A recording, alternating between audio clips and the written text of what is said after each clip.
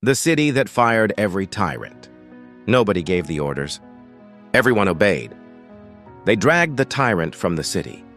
3 years later, people were obeying more than ever. Nobody knew who was giving the orders. 1. The city had lived under tyrants for as long as anyone could remember. Not one tyrant, many. Each one was removed. Each one was replaced. Each replacement was celebrated in the square with fire and music and speeches about a new beginning. The last tyrant was the worst. He controlled the gates. He controlled the granaries. He put his name on every building, every bridge, every loaf of bread that left the market. When they finally removed him, the celebration lasted 3 days. A woman climbed to the top of the gate and pulled down his banner. The crowd roared. Someone said, "Now we are free." Everyone agreed. 2. Years passed. No single person controlled the gates. No single name appeared on the buildings. Nobody gave orders. And yet, every morning the merchants checked a number before they opened their stalls. A high number meant customers. A low number meant silence. Every evening, the craftsmen looked at a ranking before they slept. Above the line meant work. Below the line meant hunger. The young people watched their ratings, the way the old people had once watched the tyrant's guards. Carefully, constantly, without being told to. Nobody commanded them. They simply knew what happened to those whose numbers fell. 3. An old man lived at the edge of the square. He was old enough to remember the last tyrant, old enough to remember the celebration. One morning he noticed something. In the center of the square there was a stone platform. Under the last tyrant, the tyrant's name had been carved into it. Under the tyrant before that, a different name. Each time a tyrant fell, the name was chiseled off. Each time the stone was smoothed. Each time something new was carved. The old man walked slowly to the platform. He looked down. Where a name had once been, there were now numbers. Current rankings, trust index, reputation score, community standing. The stone was the same stone. The platform was the same platform. Only the carving had changed. 4. He asked around the square. Who decides the scores? The baker shrugged. The system. What system? The one everyone uses. Who built it? A long pause. It was always there. The old man went to the committee. The committee pointed to the council. The council pointed to the charter. The charter referenced the original agreement. The original agreement had been signed by people who were now dead. Nobody had decided the scores. The scores had simply accumulated, grown, hardened into authority. The way stone grows into a wall without permission, without announcement, without a name.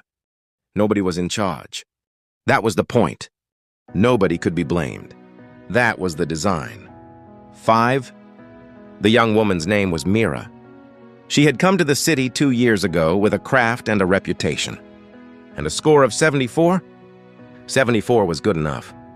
Not remarkable, but good enough to rent a stall, to sell her work, to eat.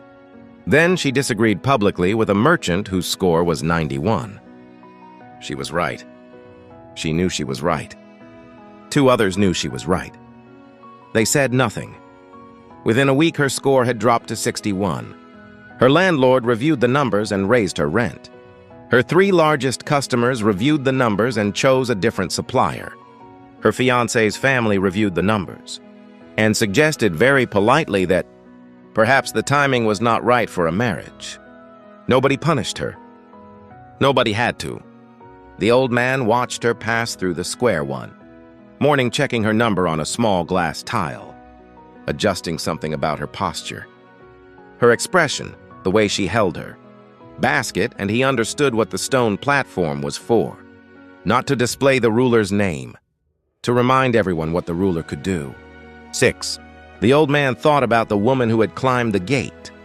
He wondered if she had known. The tyrant had never been the buildings or the banners or the name on the bread. Those were just the visible parts. The parts you could point to. The real machinery was older than any tyrant. It was the part of people that looks up to see where they stand. That adjusts itself before being told to. That punishes those who fall and rewards those who rise. And never once asks rise toward what? Decided by whom? The tyrant had understood this, had used it. But the tyrant was not the source of it. Remove the tyrant. The machinery remains. Give the machinery a new name. Call it freedom. Call it the market. Call it community standards. It does not care what you call it. It runs the same. 7. That evening, a young man came to the old man with a question. My score dropped. What should I do? What did you do that lowered it? I disagreed with someone publicly. Were you right? The young man thought about this. I think so. Yes. And if you had stayed quiet, what would have happened to your score? It would have stayed the same. Maybe gone up. The old man nodded. Then you already know the answer, he said. But what is the answer? The young man asked. What should I do? The old man said nothing. Because the question the young man was asking was not what is right. The question he was asking was what is safe. And those two questions had once been different things. 8. The gate stood at the edge of the square. The same gate the woman had climbed the day of the celebration. The banner was gone. The gate was the same. The old man looked at the numbers on the platform and thought about power. Not the loud kind.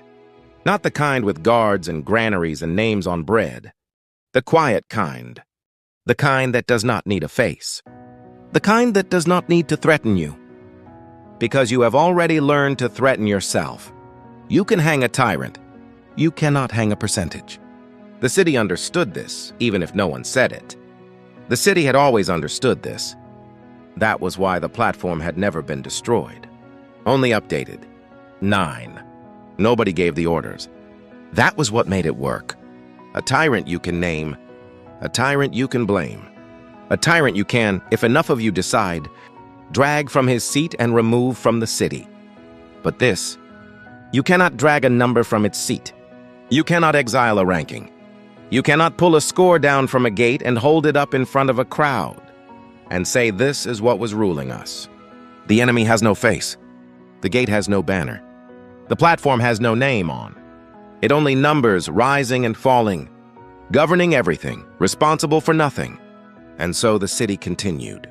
Merchants checking, craftsmen adjusting, young people performing the precise version of themselves. That the numbers rewarded, Mira's score recovered slowly over 18 months. She did not disagree publicly again. 10. The tyrant died. The scoreboard survived. This is the thing revolutions do not account for. They identify the ruler. They remove the ruler. They celebrate in the square and pull down the banners and tell each other that now, finally, things will be different. They do not ask what the ruler was made of. They do not ask which parts of the system wanted a ruler in the first place. And so the square is quiet now. The merchants are closing their stalls. The craftsmen are going home to sleep and check their rankings and wake up and check them again. Nobody is suffering. Nobody is free. The stone platform stands in the center of the square, the way it has always stood. The numbers change. The stone does not. One question before you go. The last time you stayed silent, whose score were you protecting?